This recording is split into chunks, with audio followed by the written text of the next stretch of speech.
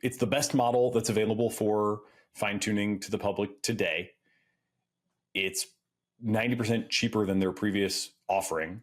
It's your kind of classic 10,000x, right? It would literally be if I needed to go find an expert and I was going to pay some sort of market-ish rate, ad hoc AI consulting, is easily into the couple $100 an hour plus. And, what I get for 2 to 5 cents, is easily $200+ to go get, somebody to explain concepts to me if I wanted to go hire a grad student or, whatever, PhD to do that. Hello, and welcome to The Cognitive Revolution, where we interview visionary researchers, entrepreneurs, and builders working on the frontier of artificial intelligence. Each week, we'll explore their revolutionary ideas, and together we'll build a picture of how AI technology will transform work, life, and society in the coming years. I'm Nathan Lebenz, joined by my co-host, Erik Torenberg. OpenAI 3.5 turbo fine-tuning, the big news, the big release of the week. It's like almost boring analysis, right? This is, it's kind of like, why are the best still the best? And, why is all of this noise around, no moats, basically just distracting noise? I mean, I always kind of emphasize everything everywhere all at once, right? So it's not to say people aren't going to be fine-tuning. It's not to say Llama doesn't matter. It's not to say, anything super absolutist or extreme. But basically, if you look at the impact of Llama 2 so far, I think this might be the biggest impact of it, which is that it seems like it maybe accelerated OpenAI's release of their fine-tuning offering. And this really addresses the biggest weakness that they've had in their product offering for kind of the last year at this point. Not that there was necessarily anywhere better to go for all of that time, but definitely for customers of OpenAI, the fine-tuning that they were offering had clearly fallen behind other aspects of the product. So just to give you a sense of like where it was before and what it is now. Previously, as a retail customer, and they do have special enterprise deals where if you want to buy in at a higher level, you could get higher quality stuff. But at a retail level, the fine-tuning was limited to the original generation of GPT-3 model. And that had a couple of downsides. One was just straight quality, right? The GPT-3 model was not even instruction tuned. So this goes back far enough in time that, real kind of classic prompt engineering was still necessary. The sort of stuff where, you have to think like, how do I set this up to make the problem look like an autocomplete? Or how do I kind of provide a couple of examples to, to show and not tell what I want it to do? And, that's like ancient history at this point. On top of that, when you fine tune, the price goes up 6x. And even a little more than that because they charge for the fine-tuning process itself as well. But even just inference, it's 6 times more expensive. So the fine-tuned price with your original Da Vinci, which was the best thing that you could fine-tune as a retail customer until yesterday, was 12 cents per 1,000 tokens, which with a company like Waymark, I generally figure like 1,000 tokens per video generation. It's usually probably a little less than that. Depends on how much information the user loads in or whatever. So it can vary, but call it 1,000 each, call it even a little less. I usually just round to order of magnitude 10 cents per video generation was the old price. And that was like feasible for us because we have a really high value use case. And, these TV commercials that we generate are often attached to like multi-$1,000 campaigns and they're like being presented to a client. So it's not, our success rate is pretty high, and the value is pretty high for a generative AI use case. But still, that's like, starting to add up to non-trivial money. If you imagine that we're doing, say, even just 1,000 of these generations a day, it's $100 a day. It's a few grand a month. Now, the new model is based off of the GPT 3.5 Turbo, which the price has dropped down to 0.15 cents per 1,000 tokens. And so they still apply an 8x price multiple on top of that, but it basically still rounds out to be, just a little bit more than 1 cent per 1,000 tokens, which is like,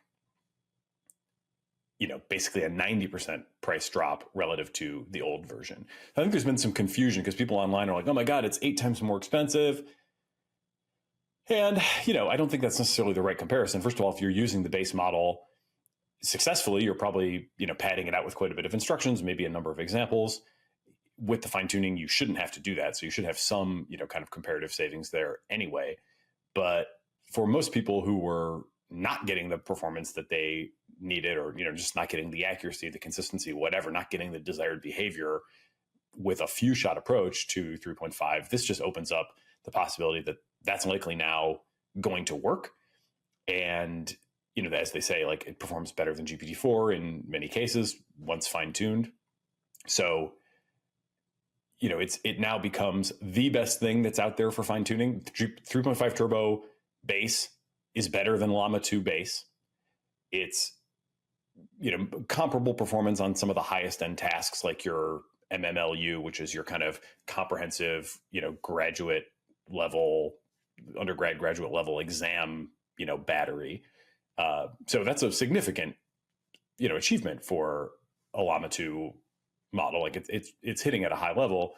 But product wise, there was another paper that just came out that showed how many false positives Llama 2 has on refusals. So you ask it things like, where can I buy a can of Coke? And it says, sorry, I can't help you, acquire illegal substances or whatever. And it has a lot of that stuff going on. And the difference there is just like, OpenAI is making a product. And when their stuff goes wrong in that way, they hear about it and they've applied a bunch of iterations to fix it.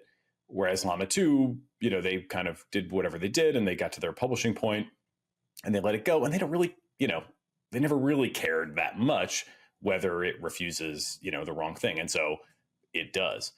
So now you have that problem. You got to figure out what you're going to do with that. So basically, again, it's the best model that's available for fine tuning to the public today. It's 90% cheaper than their previous offering, which addresses, a significant pain point, obviously.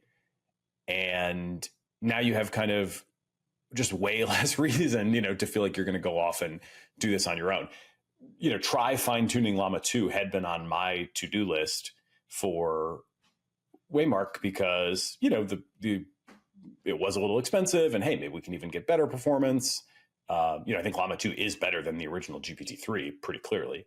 So, it was kind of on my to-do list, but, there's a hurdle there to get over. Certainly you can do it, but it's not just about doing the fine tuning. It's also about how are you going to do your inference. If you actually want to serve this as part of an application, as opposed to just, doing some experiments, then you're going to need to serve it and you're going to need to have some scalability and you're going to need to have some reliability. And certainly people are popping up to offer that type of, managed inference with your own fine-tuned models. But those products are still relatively immature compared to just the ease of use that OpenAI can provide. Even Mosaic, they have former guests that got the cognitive revolution bump with the big outcome. Just kidding. But, they have an inference product now. But when I inquired about it, it was like, yeah, we don't actually have auto scaling. So you kind of deploy your model, one instance of it. It can then handle traffic. But if traffic kind of starts to back up, it's up to you to like spin up a second version of your model and, you manage that kind of complexity on your own. OpenAI doesn't require any of that complexity. Similarly with Hugging Face. Hugging Face has the inference endpoint product. It's real easy to set up an inference endpoint, and they do have some auto scaling. But for the workloads I've been looking at, it's like I kind of wish it were a little bit more responsive in the auto scaling. It takes a couple minutes to ramp up that second instance, and then a couple minutes to ramp up a third if it's still needed, and then a couple minutes ramping back down as well. So that could be fine. But I always think about for our use case when we sell this, we don't have like huge usage, right? But we sell this to cable companies and whatever. Sometimes we do these little demos where there might be 100 people in a room and we're like, all right, let's all do it. Let's all do one together. And obviously you don't want your product to like, fail under the relatively minor load of like 100 users, using it in 1 minute. So that's a problem. The Hugging Face inference can't quite support that. Mosaic doesn't support that out of the box. I've been hearing really good things lately about base 10. John Nerona in the Gamma episode specifically called that out, and I still need to go look into that. But, it's like you're kind of on a safari to go figure out who has what, who can scale in what way. This stuff is kind of buried in documentation. And meanwhile, my experience with the OpenAI fine-tuning product, even in the last generation where it was, a much bigger model in terms of parameters that we were fine-tuning, was basically that it just worked. They kind of handled that. It seemed pretty smooth. We've never really had big runtime, rate limit issues with our fine-tuned models, at least, at the scale that we've worked. And it's been super convenient. So, I kind of trust that, even though this is, news is 24 hours old. So it's a little bit early to be giving, API product reviews. It seems like if it just matches what they've had previously, then it's going to be, not only more performant in terms of the just overall quality of the language model, but probably a lot more convenient as well. And so then, it's like, again, is it worth this squeeze? How much inference do I need to be doing to feel like it's worth it for me to go from a 1 cent per use to a 0.2 cents per use? Because that's the kind of savings I might be able to achieve if I went and fine-tuned my own Llama 2 and did all that deployment or whatever. I've got to be running some significant scale, right? To just to get to, let's say it's, again, that 1 cent versus 0.2 cents. If I'm doing 10,000 calls a day, then I get up to $100 OpenAI spend, and it would be $20 on my own. So I can maybe save $80 a day if I'm doing 10,000 calls. Is that worth it to get over, those humps? For many organizations, it's not. It's going to take however many developer hours. The developer hours add up real quick, and I just don't see most people. And everybody's got plenty of stuff on their to-do list, and they're also kind of mindful that, like, if I do this, there's going to be another new, better open source model in the next 2 seconds, or there's going to be something else, and I'm going to end up kind of chasing my tail on this to a certain degree. Whereas, like, if I just kind of go with OpenAI, they'll probably have another we're currently fine tuning off the June update, and they'll probably have a September update. And, whatever kind of little goodies are in that, I'll get those. So, right behind this too, they also have, in terms of the next goodies, like they're going to have function calling coming soon. That's not included in this one yet, but nobody else has the function calling at the level they do anyway. So, again, that's just another distance they're going to put between themselves and the competition. And then with GPT-4 fine tuning, even more so, nobody can really match that. So I don't know. It feels like this is like the least hot take possible on the release. It's basically, it's very strong, and I think it kind of just sustains the narrative that, like, there are moats and they're not totally insurmountable, and they don't like freeze all competition out for all use cases by any means. But I do think a lot of people kind of crossed off explore fine-tuning Llama 2 from their to-do list yesterday. Certainly I did. I don't really need to do that anymore. I'm still very interested in what's out there, but I'm pretty confident that this is going to be the best performance and the best, like, total cost of ownership ROI for us. Yeah. So just to summarize some of the major points, it's 8x more expensive, the base model, but 90% cheaper than previous fine-tuning options. And this, puts OpenAI at a much better position than, Llama 2. And people who had, fine-tuning Llama 2 on their to-do list maybe don't need to bother at the moment. Mostly, yeah. And you notice, too, in their announcement, they really emphasize we don't use your data. I think the main thing that people, if they'd heard everything I said so far, they might then say, well, but I don't want OpenAI using my data or training on my data or whatever. And so, I mean, you still have to trust that they're telling the truth, of course, but they basically lead their announcement with, just as a reminder, we don't use any of that data, for any purpose. It doesn't train our models or anybody else's models, your data, whatever. And now let's get into the, the features. So I think they are very aware that people want to, not be co-mingling their data with other people's data, and they're, the policies have been updated to reflect that, and presumably they're following those internally, and they're definitely really emphasizing it. The illicit use case remains one, right? I mean, that's if you're trying to do something that OpenAI doesn't want you to do, they do have moderation in place on this. They're using a GPT-4 powered moderation tool to look through the data and try to identify, are you, training a spear phishing bot or whatever? And that is an area that I'm really going to be watching for, because I kind of doubt it's going to work, or at least I think it's going to be pretty easy for people to get around. Hey, we'll continue our interview in a moment after a word from our sponsors.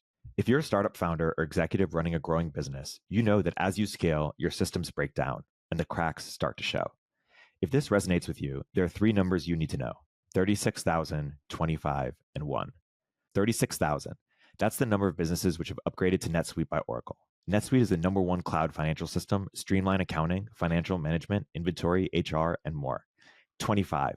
Netsuite turns 25 this year. That's 25 years of helping businesses do more with less, close their books in days, not weeks, and drive down costs. 1, because your business is one of a kind, so you get a customized solution for all your KPIs in one efficient system with one source of truth. Manage risk, get reliable forecasts, and improve margins. Everything you need all in one place. Right now, download NetSuite's popular KPI checklist, designed to give you consistently excellent performance, absolutely free, at netsuite.com/cognitive. That's netsuite.com/cognitive to get your own KPI checklist. netsuite.com/cognitive.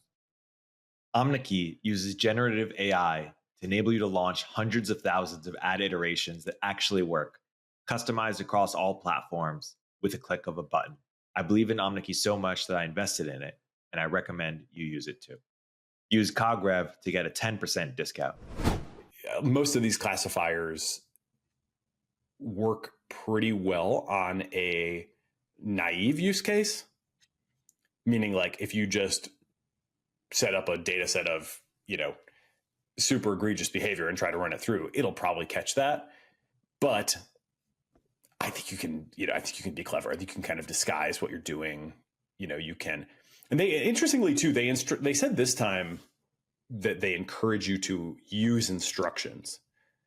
So, again, going back to that earlier comment where previous fine tuning was on a model that didn't have the instruction training. Well, now you do. So in the past, they used to say, no need to include instructions. It's just show us a bunch of examples and that's that. Now you can kind of benefit from the instruction and show the examples at the same time. So they encourage that inclusion of instructions. And that also probably is something they would like to see you include, because it might help them understand what task it is you're trying to do and kind of moderate your tasks more effectively, right? If you are to, if you wanted to train like a spear phishing bot or whatever, it would be maybe hard to do that with like pure examples. Certainly you'd need like quite a few examples to just get across to the, the model that like, this is what we're trying to do here, especially if it was subtle in the conversation. If you wanted to do that much faster, you could include the instructions, but then those instructions telling the model what to do would likely set off their moderation filters. But I still kind of think that, either just by using a lot of examples, and not using any instructions, or just otherwise kind of being clever and like hiding the true intent, that my guess is people will find it not super hard to get around those controls right now.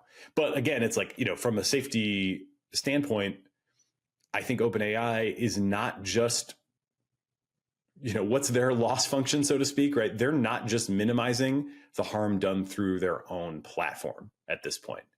And that is, again, part of the effect of probably a Llama 2. I think they are really taking this kind of stuff super seriously. They don't want to see people do harmful fine tunings on their platform. But when there is now a true open source, ungovernable alternative, now they don't really have to worry about that quite as much, right? Because it's like, yeah, somebody might sneak some stuff through our filter, but they can also just go do Llama now for many things. And therefore, like, we kind of don't have to worry about it as much. We'll try, obviously we'll catch what we can. We can, put the best policies in place that we can, but our incremental, we're not like unlocking something that people can't do qualitatively, given that this is out there, all those conveniences or whatever, that's nice for the scammers to have too, but that's maybe not the key, question or criteria that they'll be making their decisions on. That'll definitely be very interesting to watch. Yeah. And that's why they're also, in terms of why 3.5 before 4, probably multiple reasons, but I think the safety one is a big reason. Keeping in mind that they had GPT-4 done training for 3 months before they launched Chat-GPT.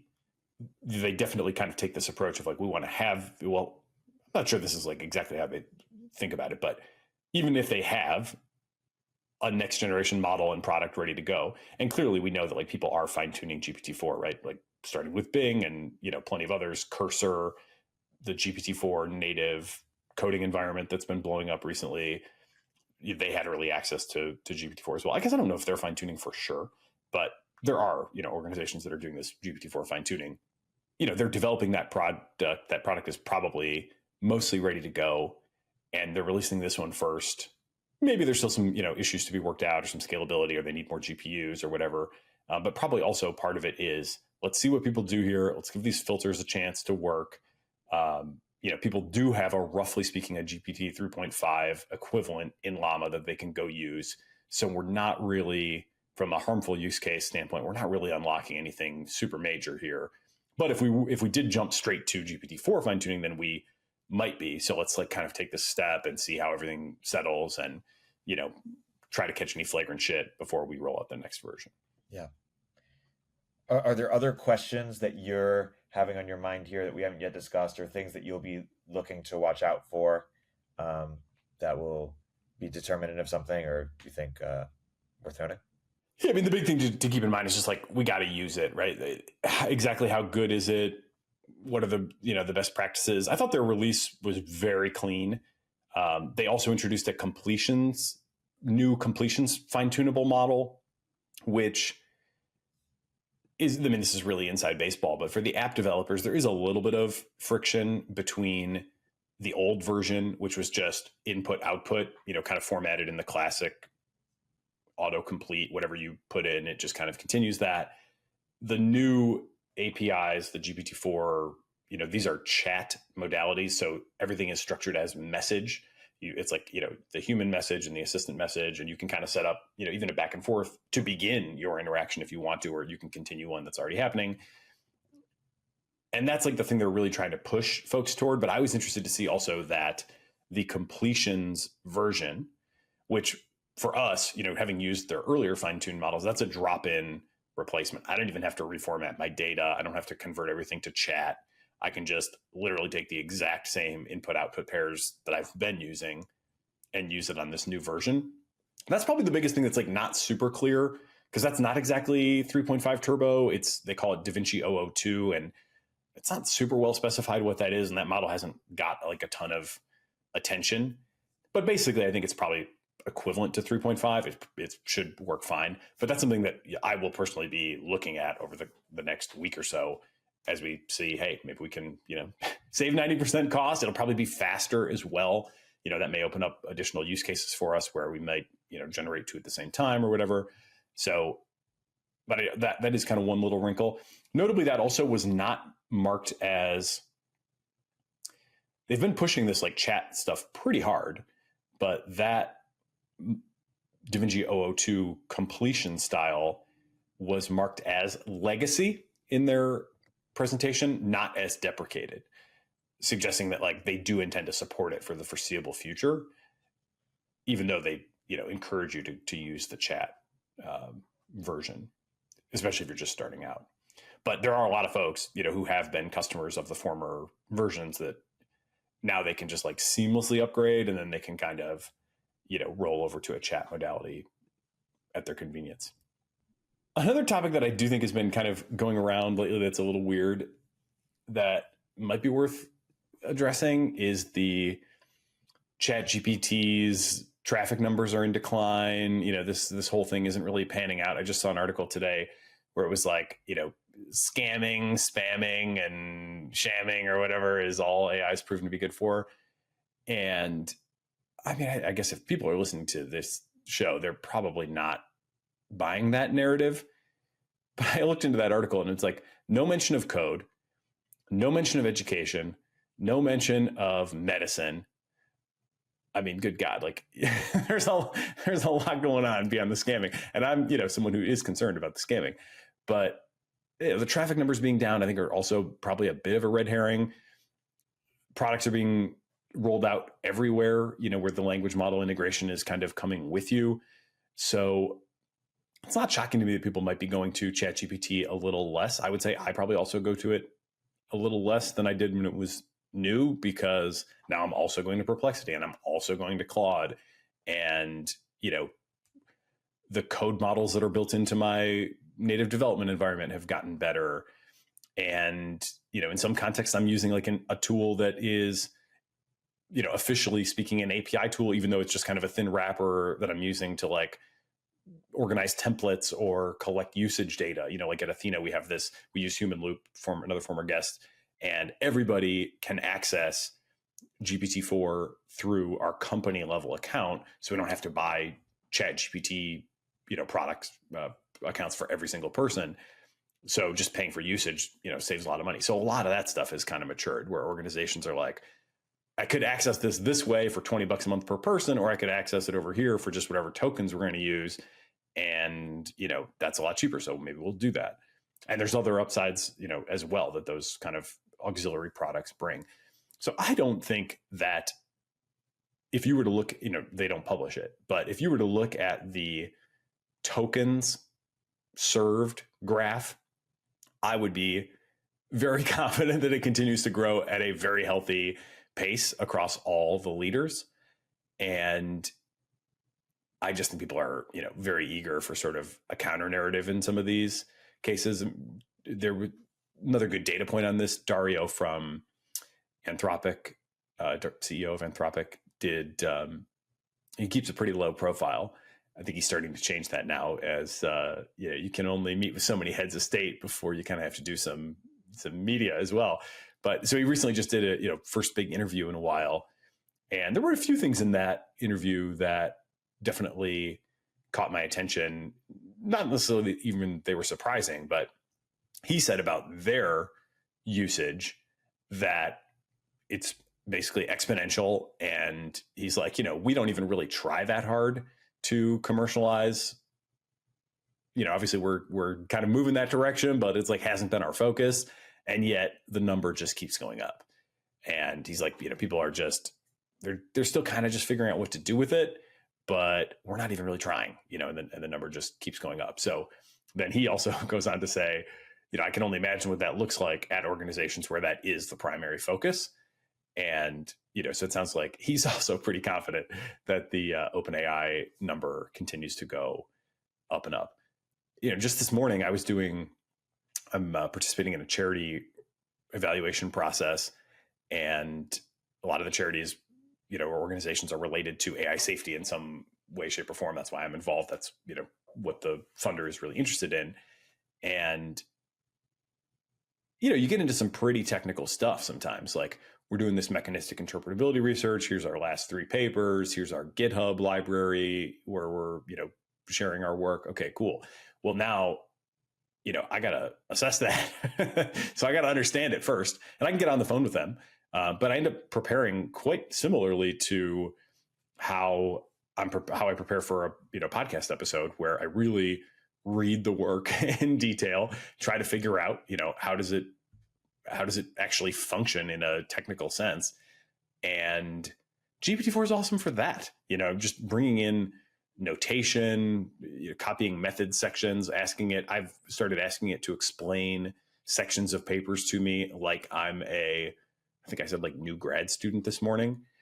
And, you could ask for it to be explained like you're 5 as well. That might be a little too simple, but the idea that it's, that it's not finding use cases to me is just kind of farcical. I think we've got, work to do to figure out how best to use it in our individual lives. But the ability to get tutored on a machine learning paper on demand, I mean, for me, that's just absolutely huge value, right? I mean, and I get it for cents, it's like pennies.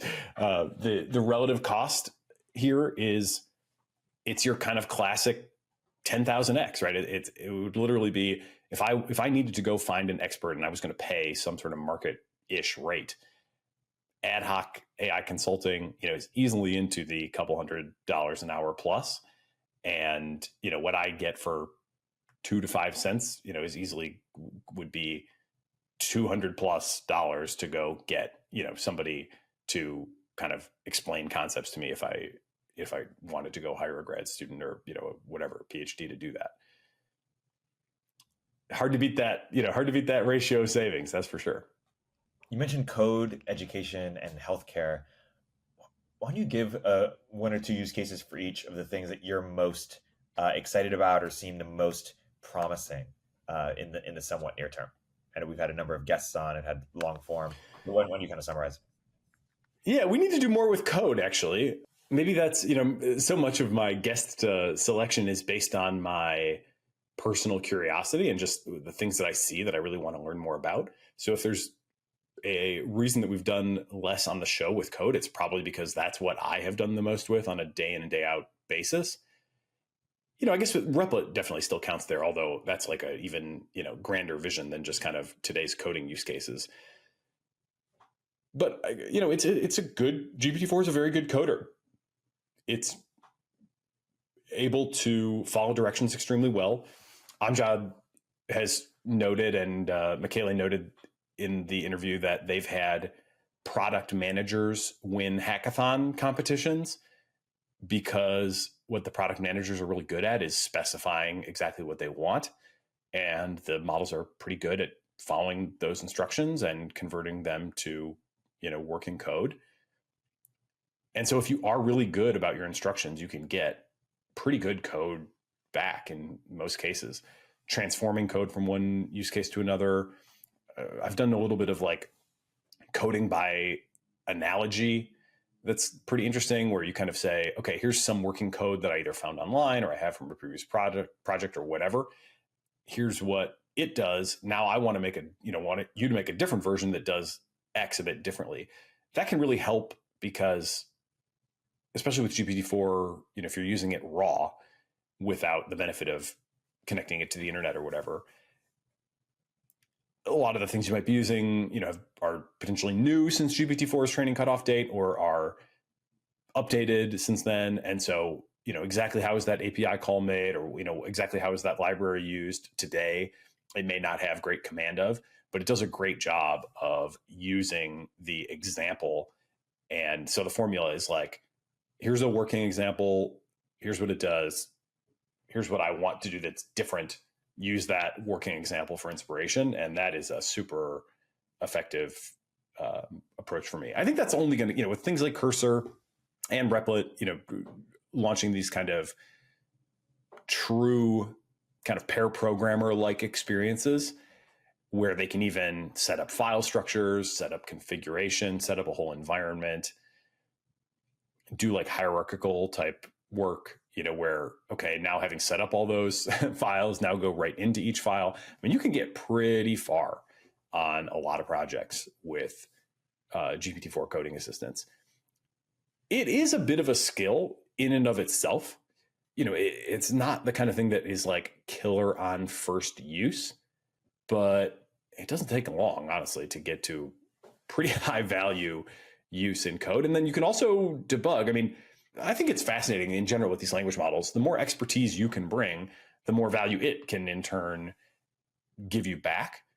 So if you're a real newbie and you're trying to learn to code, then it can happen pretty easily where you can kind of go off the rails and get confused. And now once you're confused and it's kind of also confused, and then everything can kind of spiral off into confusion. So some of what I've been trying to teach the executive assistants is kind of how not to let that happen to them. But if you're pretty savvy, then you have a pretty good sense of what to bring it, and it, will reward typically a well-structured query with usually a pretty good response.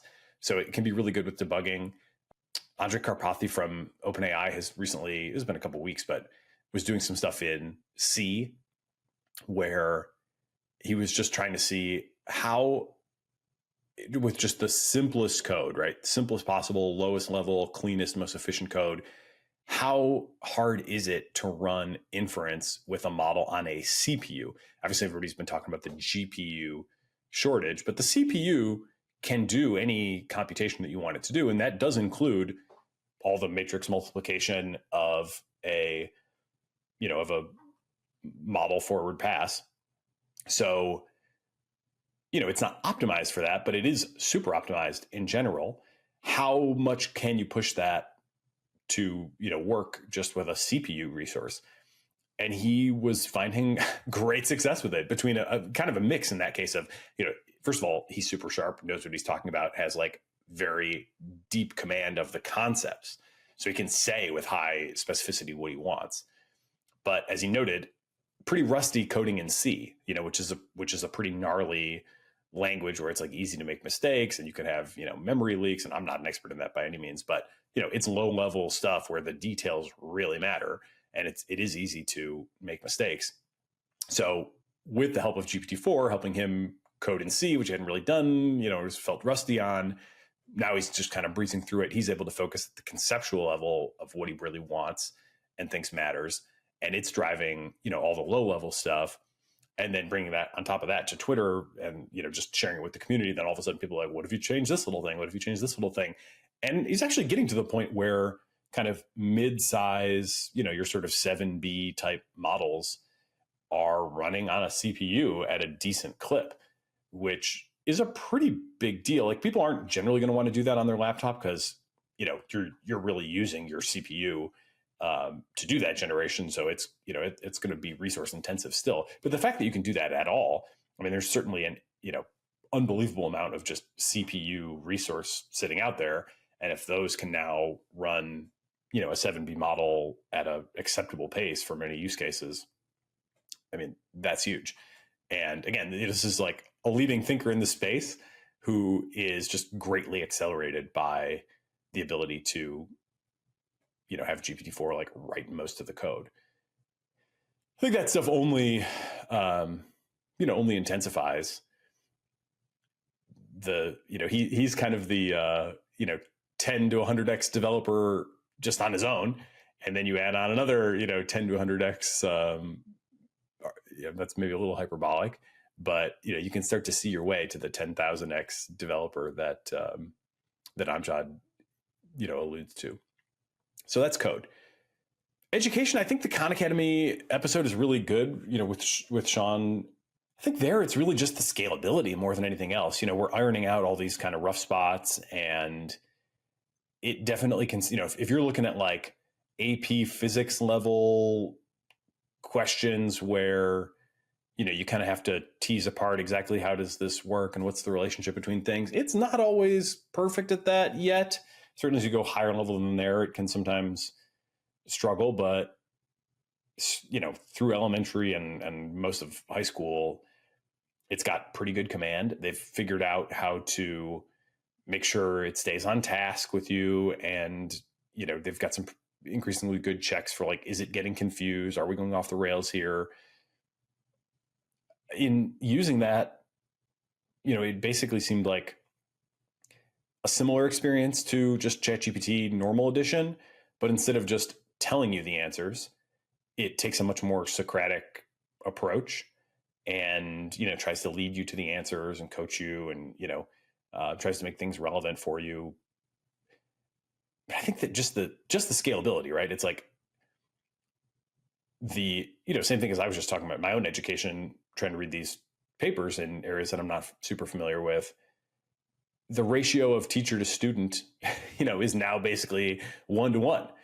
And that has never really been possible, right? I mean, I think it's kind of as simple as that. I don't think they're doing all that much, and this could come, over time. I think one possible promise of AI in education would be more systematic experimentation, more ability to really isolate techniques that work. That's, I think, super hard to do in general when you have kind of all the layers of like, okay, we're going to teach this to the teachers and then they're going to do it. And then we're eventually going to have, a month later, we're going to have a standardized test or whatever, but did they really do it? And, was the kid there that day? And there's just so much noise. Bringing those experiments down 1 to 2 orders of magnitude and just looking at like, okay, let's say we take this tact or that tact on this kind of question, super narrow, which one works better? I think that kind of A/B testing probably does work and is just not, at least in the beginning, everything, you might have low-hanging fruit that could get depleted before too long, but I would suspect that there is still probably quite a bit of low-hanging fruit in terms of how do we explain this concept? What's the best way to explain fractions to a 4th grader? Do we really know that? I don't think we really know that. And what's the second best way? And are there correlations that we might detect between the way that they learned the previous thing and the way that they're most likely to learn this thing? That's definitely, not happening systematically today. You have certainly teachers, of course, that are trying to understand how kids learn and trying to cater to that to the best of their abilities. But it seems like where we are now is we're kind of getting this massive benefit of scale where just you have immediate direct access to the tutor. And that's, potentially a game changer, almost certainly a game changer in and of itself. But can the tutoring actually get better as people really drill into these like specific skills and figure out how best to teach them and, maybe make some actual sense of learning styles in a way where it can be delivered, just the way it's going to be most helpful for you, as opposed to a lot of learning styles in a classroom and kind of pay lip service to it. But what can you really do about that? I would bet that is going to be pretty powerful. I guess we'll see. The question, there's certainly a whole new class of experiments and a whole new kind of clarity of data that you can capture relative to previous regimes. So, I guess we'll see if we have any theories that actually prove out on that data. But, I'd be pretty surprised if that data doesn't unlock something. And then let's see, medicine. I mean, boy, the multimodal MedPalm is kind of the latest thing on my mind, certainly there. The promise of that is, this is what I said in the intro to that episode, the promise of that is no less than the AI doctor on demand in your pocket, 24/7, pennies on the dollar, now with the ability to understand images as well, take a picture of that thing on your skin or, even get that x-ray that you got at the clinic that's now in your medical record and, go take it to the thing for a second opinion. I feel like that's getting really close. At Google, they're obviously going to be somewhat conservative and careful, as they should be, about not overpromising and, not, they're not going to take an Elon approach and just go deploy first and ask questions later. But it does seem to me like they have to be getting really close to the point where it would be beneficial to health outcomes to have the thing, and that was kind of what I was interested in seeing where they were going to go with this next. It sounds like there's maybe another generation or two before they're going to get real serious about it. But I was just kind of like, at what point do you just say, okay, we've benchmarked this thing every which way. Now let's just go take a patient population, give it to some of them, and come back in a while and see what happens. And I would bet that it would be beneficial. And you could measure beneficial in a lot of ways. Are people going to all of a sudden be living longer? I doubt that there'd be a very strong signal in that respect just yet.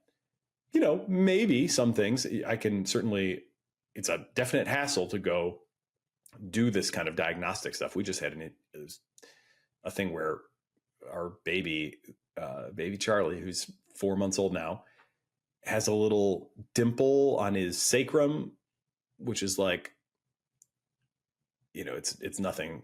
People can look it up, but it's this little kind of thing where at the very base of the spine, the like skin hasn't totally closed the way it should. And apparently this is like quite common. See it all the time. Pediatricians like, you got to go get an ultrasound for this because there's like a 1 in a bazillion, I don't know, whatever, 1 in some large number chance that it could be a really serious bad thing, but it's almost for sure not a bad thing. And, we eventually dragged ourselves to some hospital across town on a Saturday to get this thing done. And sure enough, okay, he's fine. I wouldn't be shocked if there is some benefit there now, just in terms of helping people understand when they really need to go seek care versus when they can just ignore stuff. And that could maybe lead to, a somewhat moved needle in terms of like, the most important health outcomes. But I would expect that to be pretty minor for the short term. Nevertheless, when people get, this has kind of been the case in instances where they've like tested Medicaid as well. It's a lot of times not exactly that you are objectively, quote unquote, healthier, at least on a short time horizon, but people still report being like overall much better off. They're financially better off because they're, able to get care and decide when to get care effectively. I mean, in Medicaid, it's being paid for versus not paid for. Here, it might just be like you can use your budget or your available resources more effectively. So if you don't have to waste time and money going and doing something, then that could be great. Just saving the time and money. Peace of mind, is another one. I think Medicaid people traditionally find, or typically find, like people just report having better peace of mind, better mental health, better outlook, more kind of comfort in knowing that they're kind of taken care of. I can imagine that also could be apparent in a MedPalm M trial. So it does seem like we're quite close to that. It'll be really interesting to see. So far, I think the medical establishment has been really positively receptive to this kind of stuff. Appropriate discretion and sort of, not rushing, but also not hostile to using AI to improve the overall system. I've been honestly quite impressed. I was probably a little bit more cynical in the past and would have expected more just like outright resistance out of pure self-interest. And I've been pretty pleasantly surprised that not much of that seems to have happened. So maybe it'll start as it's like, oh shit, because by the way, MedPalm M radiology reports are preferred 40% of the time to the human radiologist. So it's still losing, but it's not losing by much. And especially if it, were to cost 1/10,000th, you might in fact, and by the way, there's probably also like additional prompt techniques there. I'm guessing, there may be issues or just simple techniques where you might even be able to get that to parity if you really tried. But in any event, would you take something that's preferred 40% of the time if it costs 1/10,000th? Yeah, probably. In a lot of cases you would. So do the radiologists like start to unionize around this in the near future? Or, do they just kind of continue to say, hey, this is great. We're overburdened. I think that'll be very interesting to find out. And I think the other thing that'll be interesting to find out is, much like with the self-driving cars, what standard do we ultimately want to set before we can actually adopt a system like this? It seems pretty clear at this point that the self-driving cars are like roughly as safe as humans. That doesn't seem to be enough for adoption for some reason. It seems like we're maybe more headed for a world where it needs to be an order of magnitude safer, like a 90% risk reduction before people will actually want to adopt it.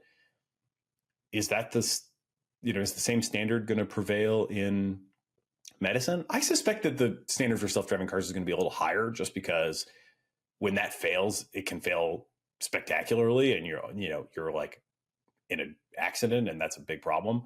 Whereas, with the medical interaction, it's not doing surgery on you, right? It's advising you at most at this point. So you have much more of a buffer to like double check things, that don't make sense, or, weave that into existing structures in a way that's not so either or, as kind of self-driving or not. But it definitely will be interesting to see where that bar gets set and if, protectionism pops up. But the march of progress from those guys is just incredible. Every couple months, to add on just like a massive leap in performance or a massive addition of capabilities. It's like, at the current pace, it's really hard to imagine that it's more than 2 years away before they're kind of done ish. The work is never done in some sense. You can always go make them superhuman. You can teach them to like read genetic information in a way that humans can't and don't. But it does seem like just a methodical kind of continued disciplined, adding use cases, adding data types, fixing certain things that were like obviously not great. The low-hanging fruit that they cited in that episode, some of it just around like the bottlenecks that they put images through, the low resolution at which, I think it's 256 by 256, that the model sees the image, just due to kind of prior structure and like not wanting to rework that at the time of doing the project. Kind of also because they sort of know that like, this is not the final form anyway. So they're not even trying to max out. They're just kind of trying to prove, various theories. It seems like it's going to be pretty damn far in the not too distant future. So, time to start that conversation, right? Or what's that clinical trial look like? What's the standard? They kind of said regulation isn't exactly blocking. It was an interesting answer because I said, is regulation blocking you? Like, do you feel like there's a law saying you can't do this? Or is it more of, you want a law that you can be definitely following before you would want to do something like this? And they were like, well, we have kind of probably a couple generations to go anyway. And so, they're just focused on, hey, we're going to keep making this thing better. But, meanwhile, that question is becoming pretty live, I think. Maybe that's a good place to wrap. It was a fascinating overview. And yeah, always a pleasure. Until next time, Nathan. Appreciate it, Eric. Talk soon. It is both energizing and enlightening to hear why people listen and learn what they value about the show. So please, don't hesitate to reach out via email at tcr@turpentine.co, or you can DM me on the social media platform of your choice. Omneky uses generative AI to enable you to launch hundreds of thousands of ad iterations that actually work, customized across all platforms with a click of a button. I believe in Omneky so much that I invested in it, and I recommend you use it too. Use CogRev to get a 10% discount.